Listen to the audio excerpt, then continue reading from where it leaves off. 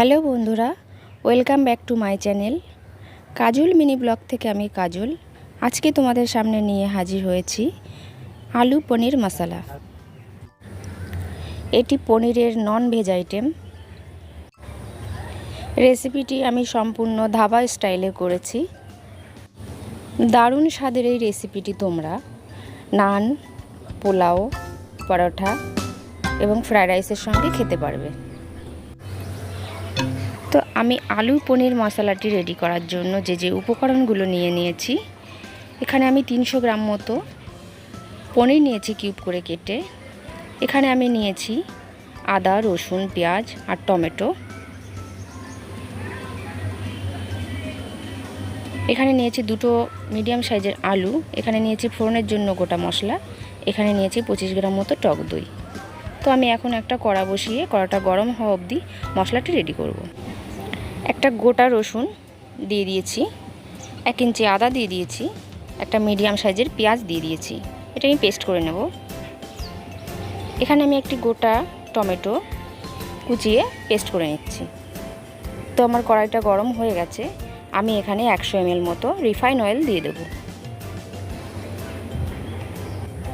এখন আমি কেটে রাখা পনিরগুলো একে একে দিয়ে দেব। আমি পনিরটা দুবারে ভাজবো, নাহলে ভেঙে যেতে পারে। তো বন্ধুরা, পনিরটা আমি বাড়িতে রেডি করেছি।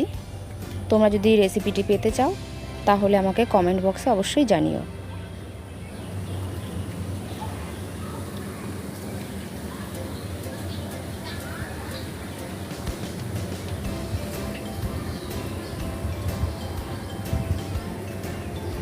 তো পনিরগুলো আমি হালকা হাতে উল্টে পাল্টে ভেজে নিচ্ছি, একটু লালচে করে।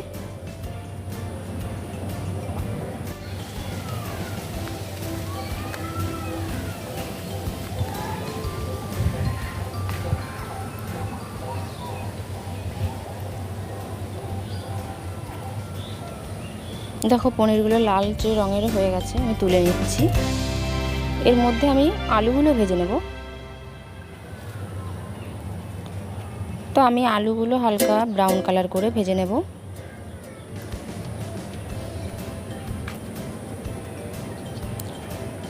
যেহেতু আমি পনিরটা বাড়িতে রেডি করেছিলাম, অনেকটা সফট হয়েছে, তার জন্য গরম জলে আর ভিজিয়ে রাখতে হয়নি। আলুগুলো তুলে নিচ্ছি। এখন ওই তেলের মধ্যে আমি সামান্য 1 চামচ পরিমাণ ঘি দিয়ে দিলাম। আমি গোটা গরম মশলাগুলো দিয়ে দেব।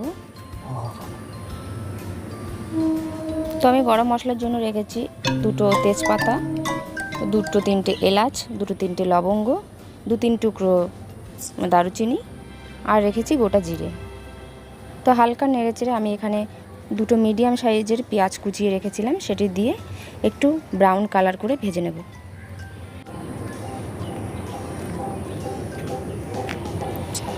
পেঁয়াজটা ভাজা হয়ে গেলে এখানে আমি আদা, রসুন, পেঁয়াজের পেস্টটি দিয়ে দিলাম। হালকা নেড়েচেড়ে মিশিয়ে নিলাম।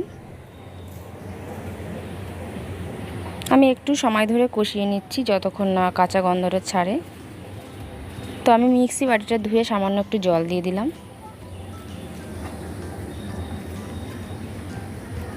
এখন নেড়েচেড়ে ভালো করে একটু কষিয়ে নেব। তারপর এর মধ্যে দিয়ে দিচ্ছি আমি 1 চামচ পরিমাণ কাশ্মীরি লঙ্কার গুঁড়ো, 1 চামচ পরিমাণ ধনিয়া গুঁড়ো,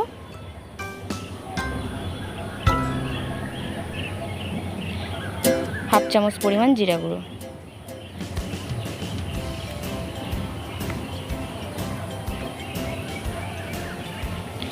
1 চামচ পরিমাণ হলুদ গুঁড়ো,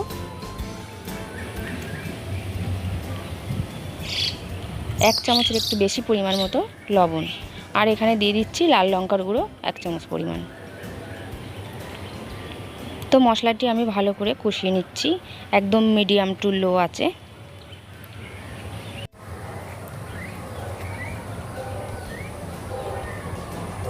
মশলাটা ততক্ষণ কষাবো যতক্ষণ না তেল ছাড়ে।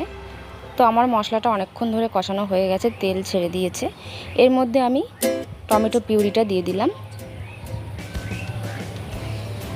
এখন আমি টমেটোটা ততক্ষণ ভাজতে থাকবো যতক্ষণ না তেলটা ছেড়ে দেয়। তো মশলার সঙ্গে টমেটোটাও ভালো মতো কষানো হয়ে গেছে।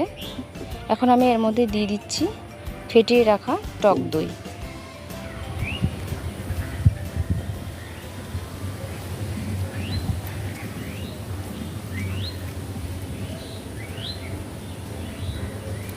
টক দই দিয়ে আমরা ততক্ষণ নাড়তে চাড়তে থাকবো যতক্ষণ না টক দইটাও মশলার সঙ্গে ভালো করে কষানো হয়ে যায়।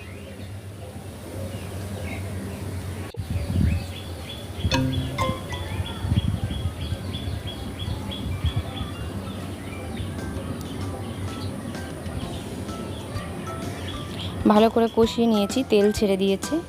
এখন আমি এর মধ্যে ভেজে রাখা আলুগুলো দিয়ে দেবো।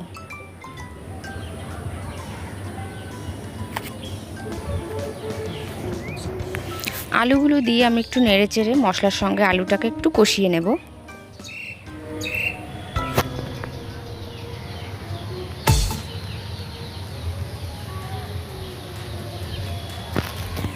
এখন আমি দিয়ে দেবো এর মধ্যে 1.5 বাটি মতো জল।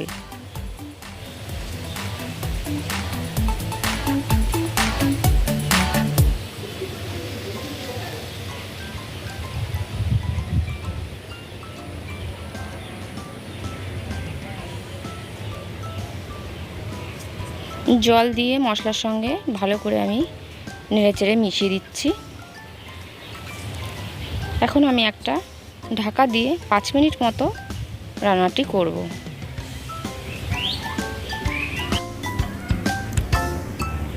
পাঁচ মিনিট পর ঢাকাটা খুলে একটু নেড়েচেড়ে মিশিয়ে নেব।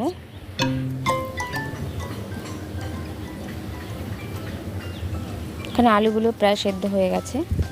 এখন আমি এর মধ্যে ভেজে রাখা পনিরটা দিয়ে দেবো।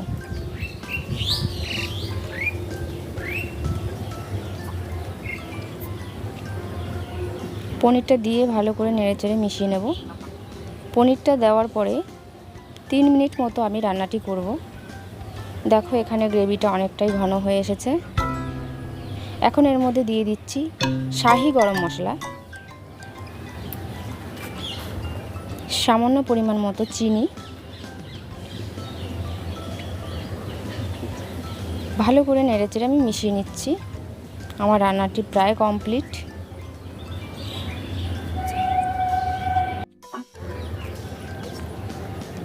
তো আমার রান্নাটা অলমোস্ট রেডি। আমি কিছুক্ষণের জন্য 2-3 মিনিট মতো ফ্লেমটাকে একদম লোতে করে দিয়ে একটুখানি রেখে দেব।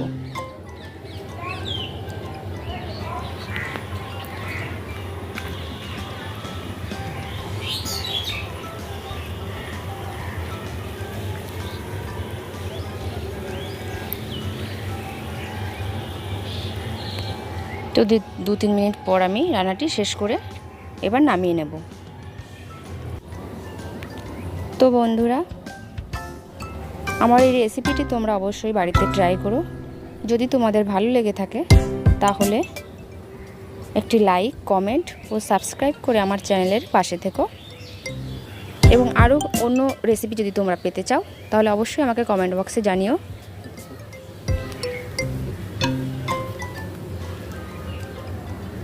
ভিডিওটি সম্পূর্ণ দেখার জন্য সকলকে ধন্যবাদ।